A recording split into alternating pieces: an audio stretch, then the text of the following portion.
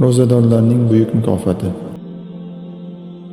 An Sahl ibn Sa'd radhiyallohu anhu qala qala Rasululloh sallallohu alayhi wa sallam inna fil jannati baban yuqalu lahu ar-rayyan yadkhulu minhu as-sa'imuna yawm al-qiyamati la yadkhulu minhu ahadun ghayruhum yuqalu ayna as-sa'imun fayaqumun la yadkhulu minhu ahadun ghayruhum فإذا دخلوا أغلق فلم يدخل منه أحد رواه البخاري ومسلم.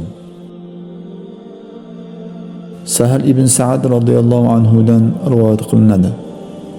Rasul akram sallallohu alayhi va sallam shunday dedilar: Jannatda Rayyan nomli bir eshik bor. Qiyomat kuni undan faqatgina ro'zadorlar kiradilar. Ulardan boshqa hech kim kirmaydi. Shunda aytiladi: ro'zadorlar qani? Ro'zadorlar o'rnlaridan turadilar. Ulardan boshqa hech kim kirmaydi. Ro'zadorlar kirganidan keyin u eshiklar yopiladi. Keyin ulardan boshqa hech kim kirmaydi dedilar. Ro'zaning fazilati juda buyuk. Alloh taoloning ro'zadorlarga bergan in'omi, ikromi ham cheki yo'qdir.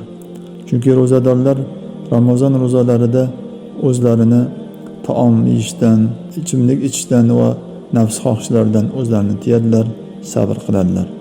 Shu sababli Alloh taolo ularni boshqalardan fazilatli, afzal qiladi. Alloh taolo barchalarimizni buyuk mukofotlarga muyassar aylasin. Assalomu alaykum va rahmatullohi va barakatuh.